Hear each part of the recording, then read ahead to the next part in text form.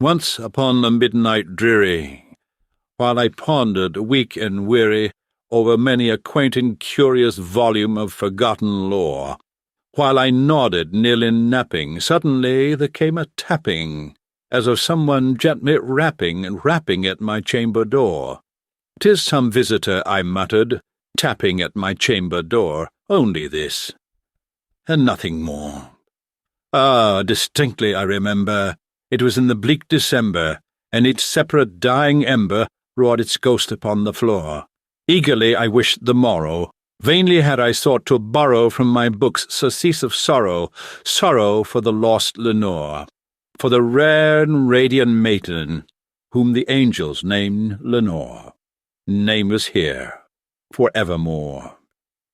And the silken, sad, uncertain rustling of each purple curtain thrilled me, filled me with fantastic terrors never felt before, so that now, to still the beating of my heart, I stood repeating, "'Tis some visitor entreating entrance at my chamber door, some late visitor entreating entrance at my chamber door. This it is, and nothing more."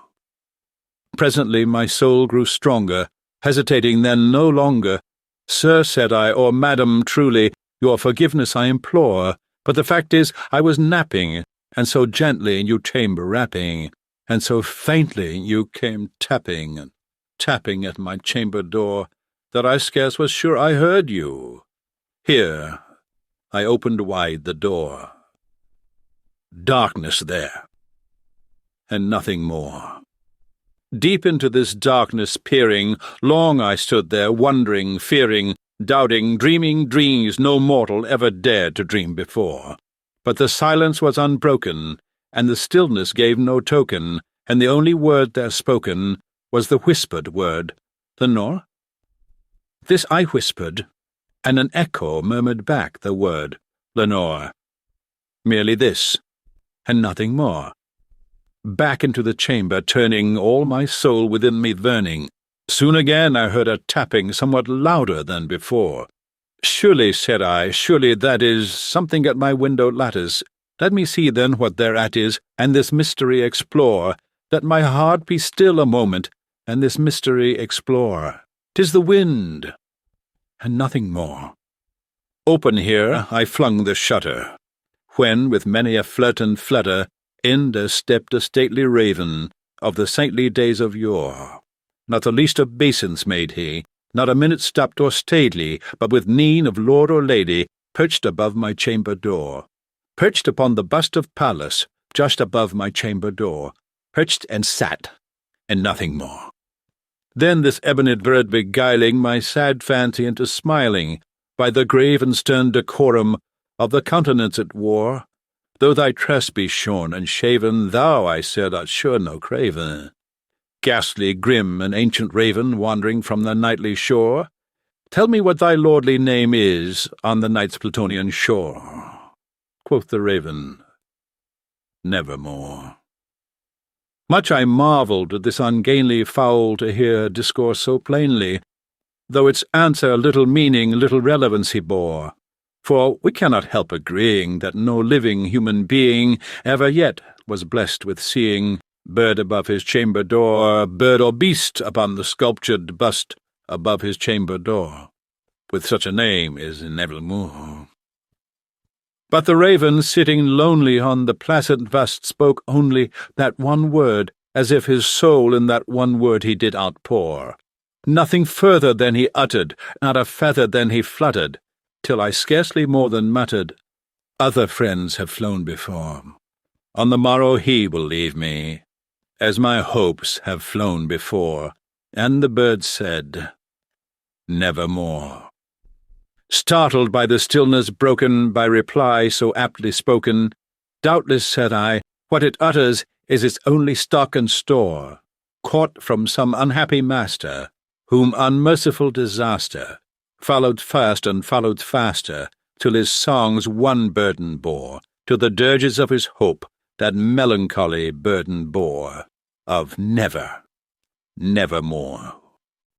But the raven still beguiling my sad fancy into smiling, straight I wheel a cushioned seat in front of bird and bust and door. Then upon the velvet sinking, I betook myself to linking fancy unto fancy, thinking what this ominous bird of yore, what this grim, ungainly, ghastly, gaunt and ominous bird of yore meant, and croaking nevermore. This I said, engaged in guessing, but no syllable expressing, to the fowl whose fiery eyes now burned into my bosom's core. This and more I sat divining, with my head at ease reclining on the cushion's velvet lining, that the lamplight gloated o'er, but whose velvet violet lining with the lamplight gloating o'er she shall oppress, nevermore. Then methought the air grew denser, perfumed from some unseen censer, slung by seraphim whose footfalls tinkled on the tufted floor. Wretch, I cried, by God of Lethe, by these angels he have sent thee, respite, respite, and nepenthe from thy memories of Lenore, quaff this kind nepenthe, and forget this lost Lenore. Quoth the raven, nevermore. Prophets have I, thing of evil, prophet still if bird or devil, whether tempter single, whether tempest toss the arrow shore. Thesly get all undaunted on this desert land enchanted, on this home by horror haunted. Tell me truly, I implore, is there balm and Gilead? Tell me, I implore. Quoth the raven, nevermore. Prophet, said I, thing of evil, prophet still hath bird or devil, by that heaven that bends above us, by that God we both adore, tell this soul with sorrow laden, if within the distant Aidenn it shall clasp a sainted maiden, whom the angels name Lenore, clasp a rare and radiant maiden, whom the angels name Lenore. Quoth the raven, nevermore.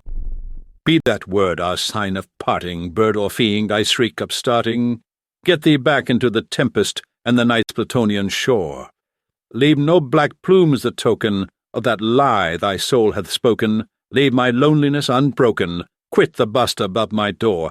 Take thy beak from out my heart, and take thy form from off my door. Quoth the raven, nevermore. And the raven, never flitting, still as sitting, on the pallid bust of Pallas just above my chamber door, and his eyes have all the seeming of a demon's that is dreaming, and the lamplight o'er him streaming throws his shadow on the floor. And my soul, from out that shadow that lies floating on the floor, shall be lifted nevermore.